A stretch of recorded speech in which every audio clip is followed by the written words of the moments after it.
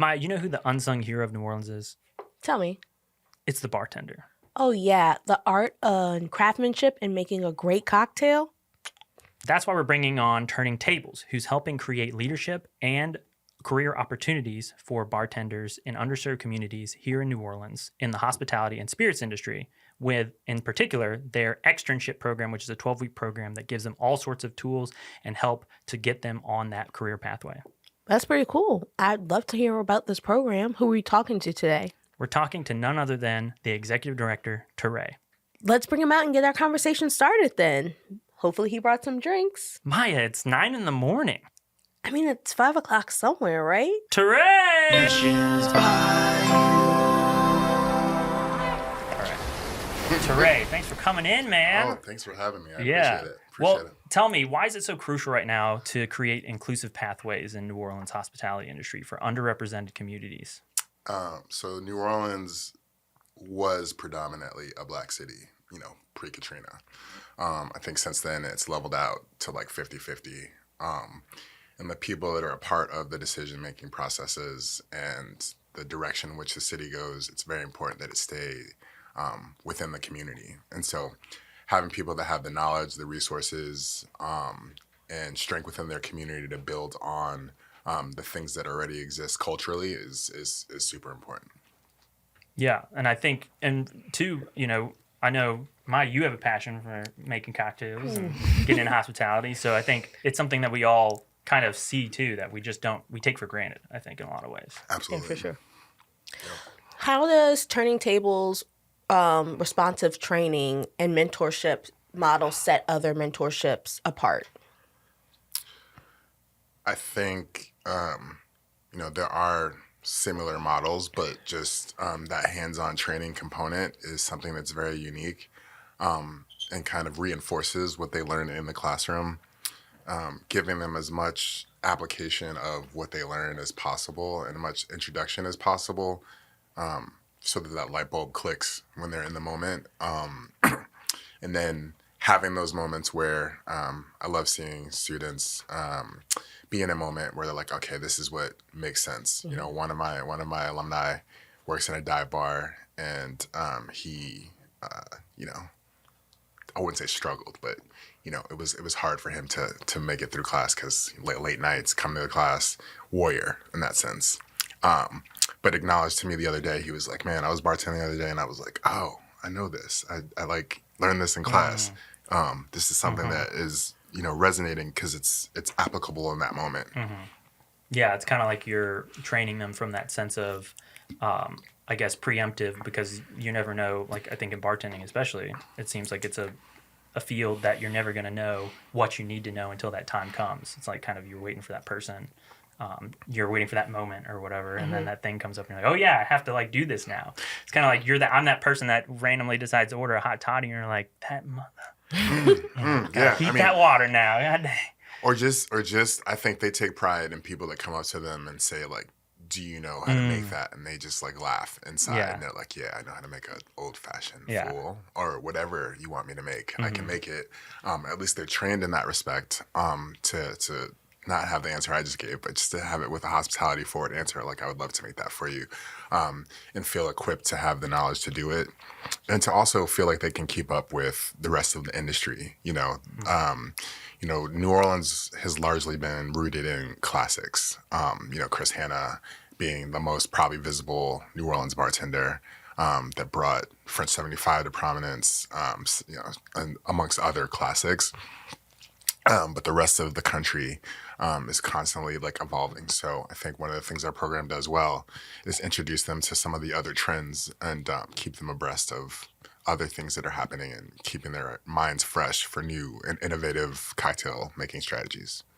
I like what you said about, I think it's also important that they have the confidence to know, like, I just don't know it, but like, I know I can do it, have the practice of being able to create that cocktail, whatever someone asks. Yeah, absolutely. It's just, half of what I learned from being in the service industry is that managers, owners, as long as you have the return on investment of knowing the product, knowing what's, the restaurant gives, what the establishment has, as long as you can sell their food. And that's what it is, sales at the end of the day. As long as you sell their food, sell the experience, sell cocktails, that gives you the ability to be yourself. There hasn't been a place where I haven't been able to be myself because I always sell. I sell the cocktails. I sell whatever the vibe is in that place. And people love it. They want to be at my bar. They want to be in that space.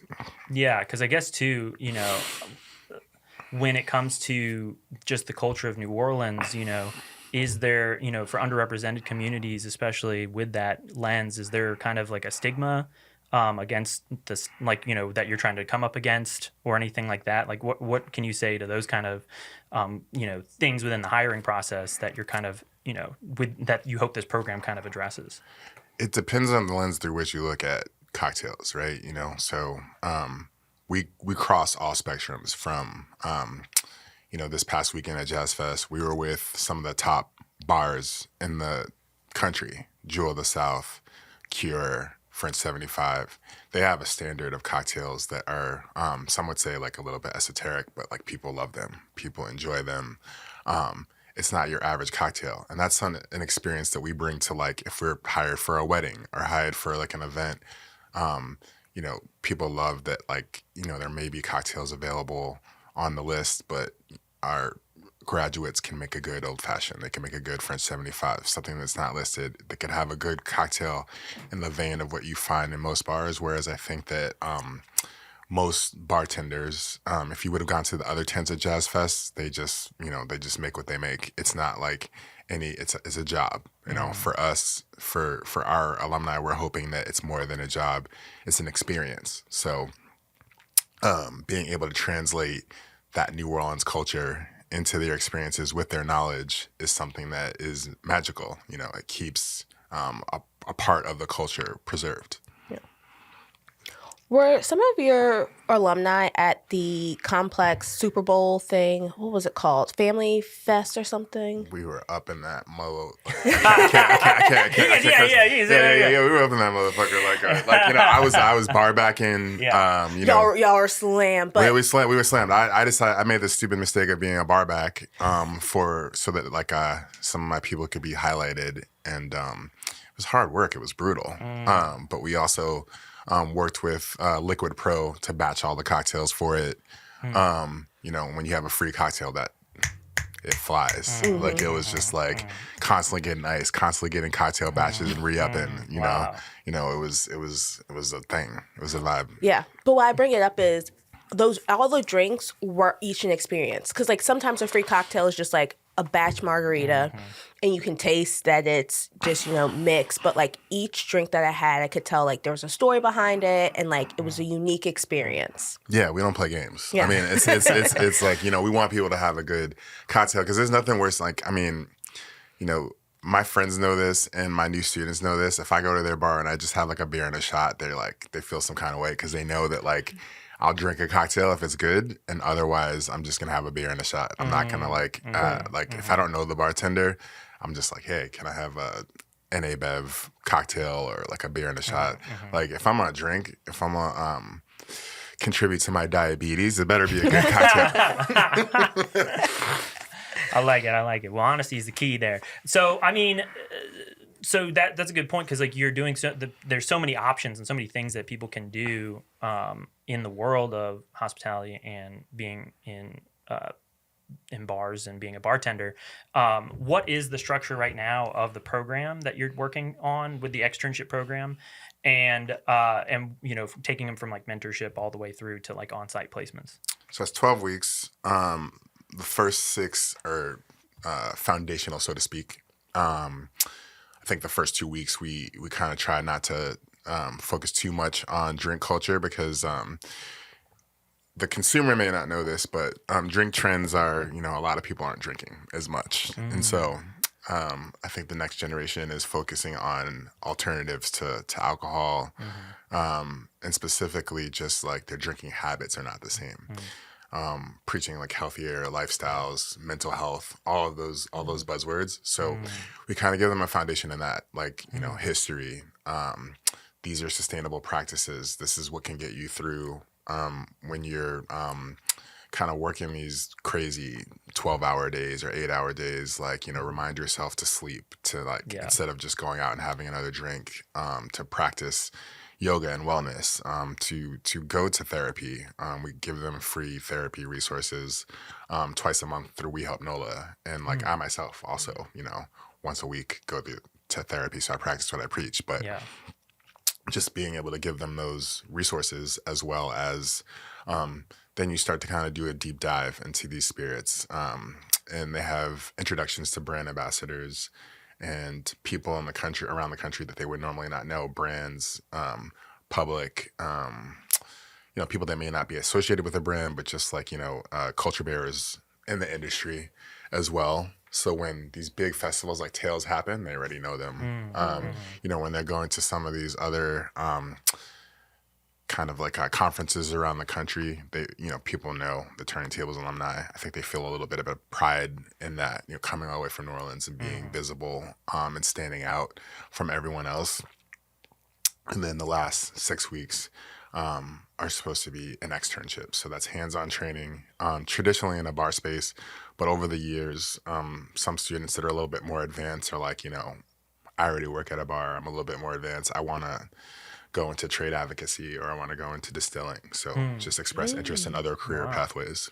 And you set all that up for them, depending. It's kind of like you're very, modular. You kind of see what their needs are and then kind of adjust it to fit that. Yeah. So, I think when I was involved in everything, I think I'm a good judge of like matching people with mentors, matching people with their needs, and trying to like, pass that on to people that are in the classroom now.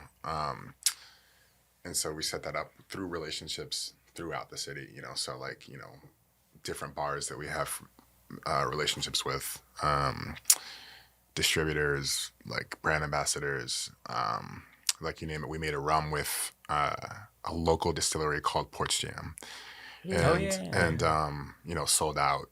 We were a part of getting it placed at a distributor called Uncorked. So like throughout that process, like we produced the rum, we made sure it got in the market. One of our alumni created the label for it.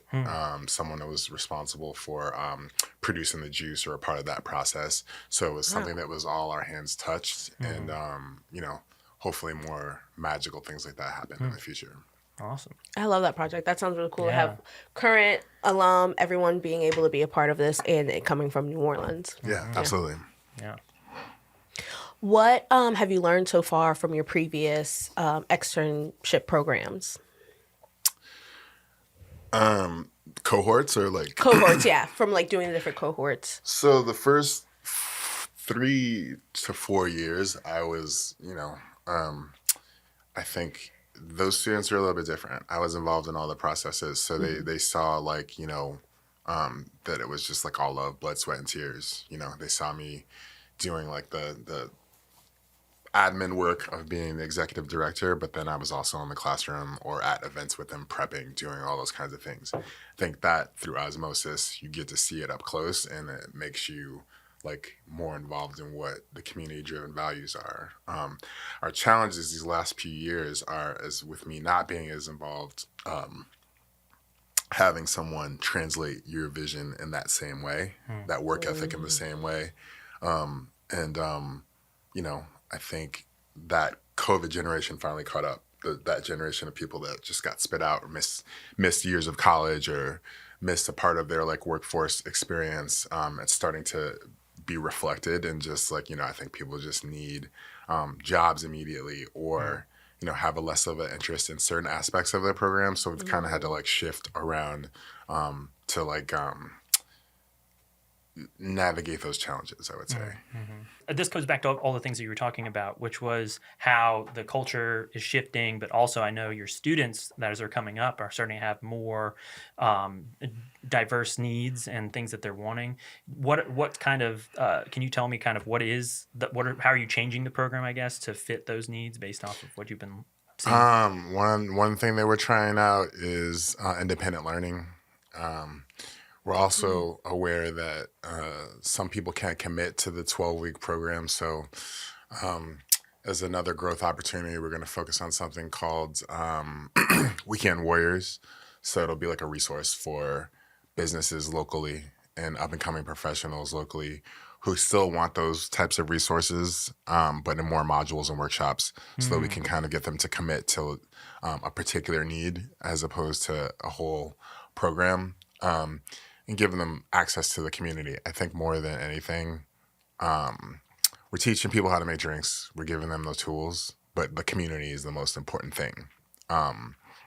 People would even say that like turntables is a little bit of a cult because they go out and like spread them out through the yeah, world. they go out in a group and like sometimes like I can't even go to my favorite bars anymore because I'm like ah shit, these fucking they're all here. Yeah. So it's like and it's a beautiful thing to see. Like, you know, it's the opposite of what happened with me. It's like not to say that I wasn't like a popular person, but I didn't have a hive of people that looked like me that I was hanging out with on a regular basis. And when I moved to New Orleans, there was maybe like a handful to 10 that were in craft. You know, obviously it's a mostly black city. There's black bartenders, but in craft, it was far and few between, not that many. Yeah, that's.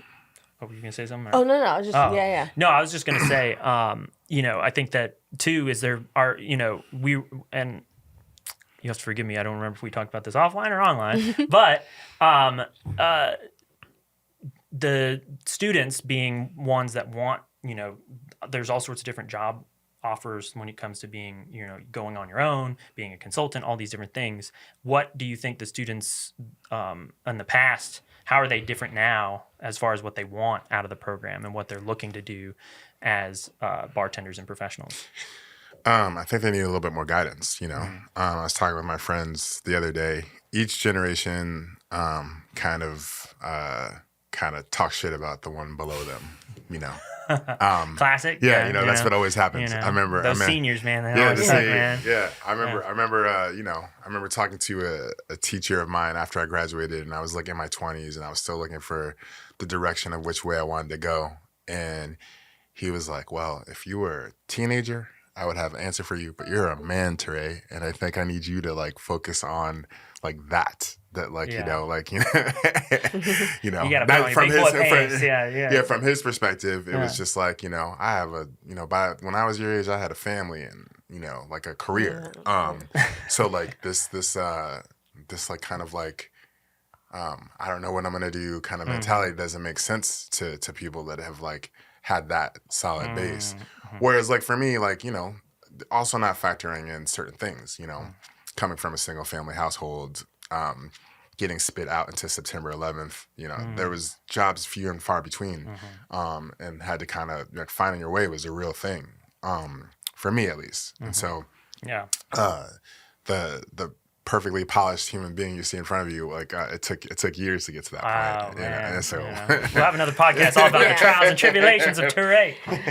That transparency though is important though, because sometimes people look down at another generation. How that teacher was like, man, when I was your age, you know, I was married with kids, and it's like, okay, well, I'm not. So can you like help me move closer to that, you know, whatever my goalpost is. You know? Yeah, and that's where mentorship comes in. You know, I think like not everyone is the mentor for everyone. Like I myself think that I'm a mentor for specific people, because you have to look at and dissect. You know, I come from the North for one thing. You know, light presenting. You know, like which is like we won't even get into like the, you know, idiosyncrasies of that within like cultural context, and then also, you know, my education, everything is so completely different than a lot of the people that we serve. So within that, they have different struggles than I do. So, of course, I'm going to be gravitating towards, you know, the ones that are just like you want your child that is easier to talk to sometimes. Like, you know, it's just like, you don't want anything from me, like blah, blah, blah. The challenging part is like forcing yourself to sit down with those people that need a little bit more guidance. I, the other day, like, was sitting down with a student who's like, I haven't talked to that much. It was because I wasn't in a classroom. And, you know, I sat with them and I was just talking about what they're doing. They're the bar manager at Free Tie now. And they're super excited about it. And just like had a 15-minute conversation with them, and they were excited about it enough to like tell their peers. They were like, "Yo, Toure sat down and talked with me, blah blah blah." Like, and like I don't realize the impact of like I've just gotten busier, but I'm always accessible, and in that I think people need to realize like your mentors are not perfect, and you have to speak to like what you need and what you want. Yeah, because I think too kind of is, in the pathway that you're describing as well, are there students that are wanting to do different things right now outside of just going the traditional route, or is it still pretty close to traditional? I mean, I think you see something and you want to do it the way that you see other people do it, right? So like, people are like, I want to own a bar. I want to be a bar manager. All of these things. I want to be a brand ambassador. Let's take that as an example. There are not brand ambassadors anymore. A lot of them have been, fired recently or let go as a result of some of these trends that are happening in the industry. And they're moving more towards agencies. For people to see like a brand ambassador, it's kind of like the Turning Tables marketing. It's like, we make it shiny, we make it look good, and that's what you do to sell your brand. But the intricacies of it are that you're doing sales.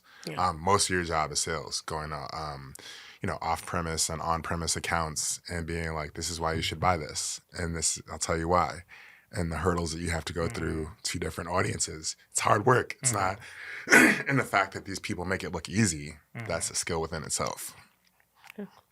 So when does the next cohort begin? So we interviewed the fall and the spring at the same time. Okay.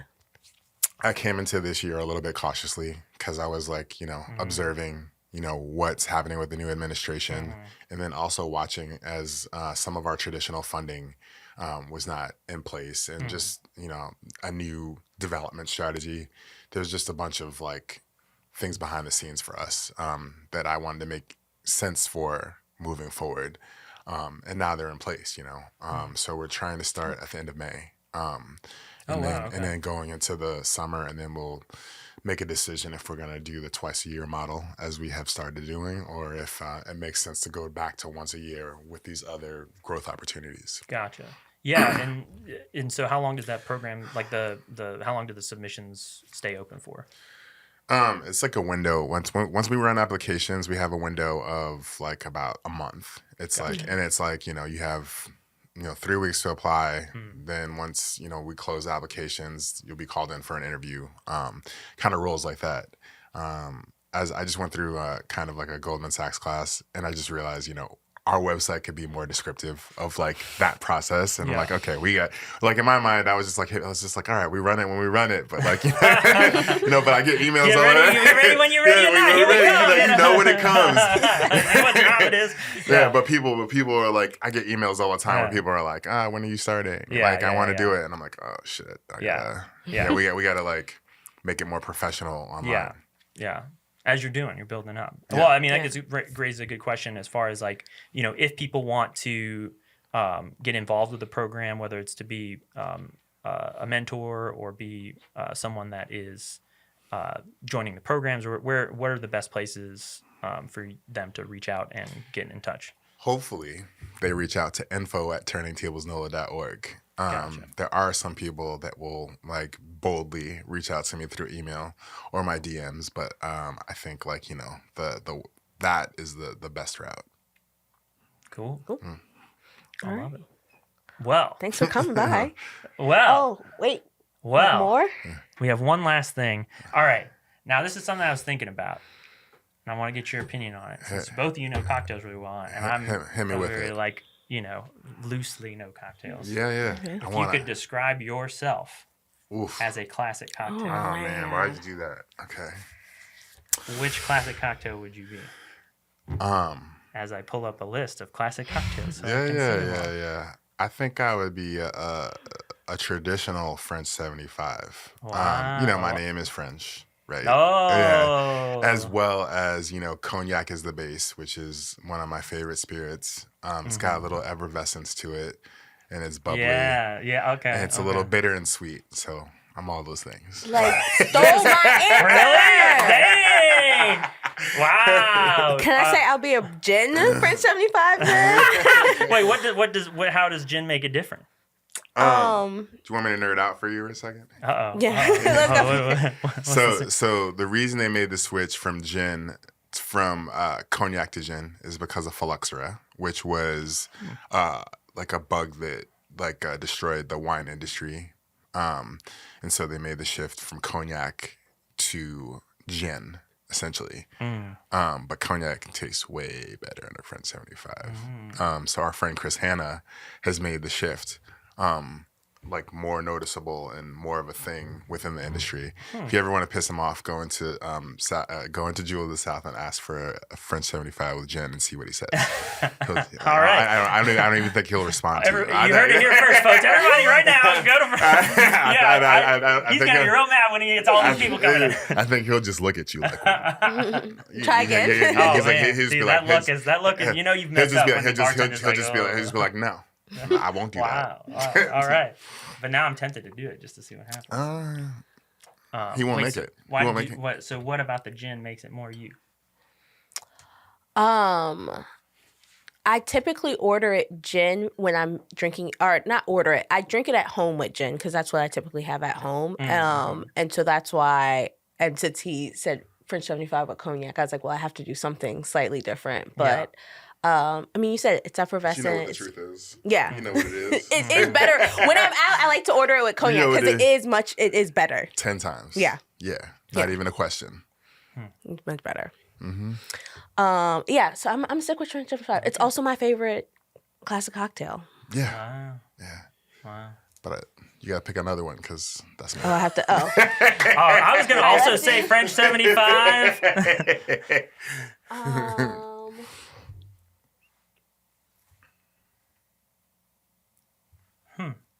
I'll go daiquiri then. Okay. Similar. It's got a little bitter, a little sweet, and then rum, Caribbean. It's fun. You got those Caribbean vibes. Yeah. Mm-hmm. I like that too. I see that. Right. I like it. Yeah. I see that. Let's stick with the daiquiri then. What do you got? I'm torn. I want to say, I wanted to say something with bubbles because I think that bubbly part is key. But then, I don't know. I feel like I'm going to go off the wall and say Mai Tai just because, it's a little exotic, you see a little bit of that. Tell me what's the flavor profile of a Mai Tai? Well, you got to have orgeat in it, so that's like an almond flavor. Okay. It's pretty dominant. I like to do mine with dark and white rum, but it also has lime juice in it. I'd say that it's like got some tropical qualities. Yeah. Then that orgeat kind of rounds it out. And I've got, as a half Korean person, I have some roundness in my eyes, so I kind of, I see. I got some of that, but also with the, I think with the exotic vibes, I like it. So, you know what? We'll stick with that because that's the best I got. Solid answer. I was going to say mojito just because I think I like the freshness, but I didn't know where else I was going with that. So. Mojitos? Yeah. Mojito. Yeah. So, but hey, we're all French 75s here. So yeah, exactly. We're all French 75s at heart. We're all on that chart, French Exactly. 75, bubbly. This is the bubble gang right here. Yeah, bubble gang. Bubble gang. Let's go. Nice. All right. Well, thank you so much for joining us. Man. Of course. Yeah. Thanks for coming by. Thank you for having me. We'll have to get together for drinks. I would Continue love the conversation. Let's go. Let's go. Thanks for listening to Missions Bayou, powered by Comfy Stone. If you enjoyed this episode, be sure to follow the podcast wherever you listen. And if you're watching on YouTube, don't forget to subscribe and drop a comment, letting us know your thoughts and who you'd like to hear from next. We'll see y'all next time.